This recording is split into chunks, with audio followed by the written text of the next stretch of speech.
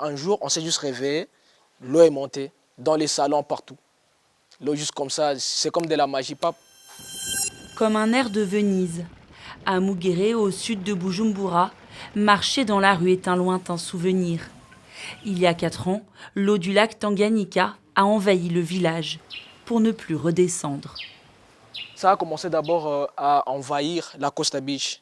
Et puis nous, on se disait, bon, c'est encore loin que ça arrive ici parce qu'il y avait encore une distance entre nous et la Costa. Après, l'eau a juste continué à venir vers nous comme ça, comme ça, comme ça, comme ça. Un jour, on s'est juste réveillé, l'eau est montée dans les salons partout.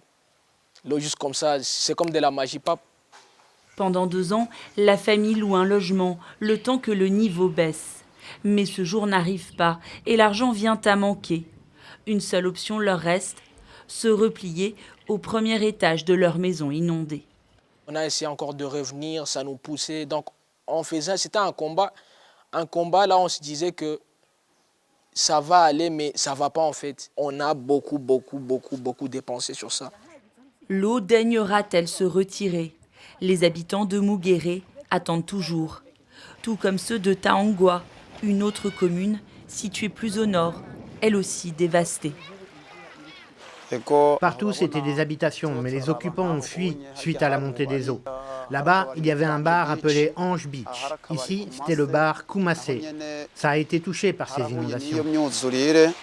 Ceux qui sont restés vivent dans la peur, celle d'être surpris dans leur sommeil par la prochaine montée des flots. Un phénomène en partie lié au rétrécissement de l'exutoire naturel du lac, la rivière Lukuga.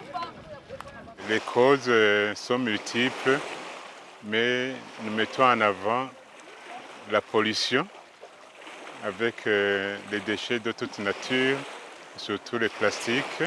La seule sortie du lac Tanganyika, c'est la rivière Lukuga, maintenant qui est complètement bloquée, bouchée.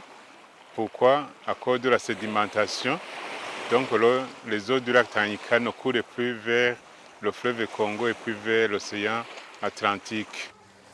En 2024, des pluies diluviennes avaient fait près de 100 000 déplacés et de nombreux morts dans les localités riveraines du lac.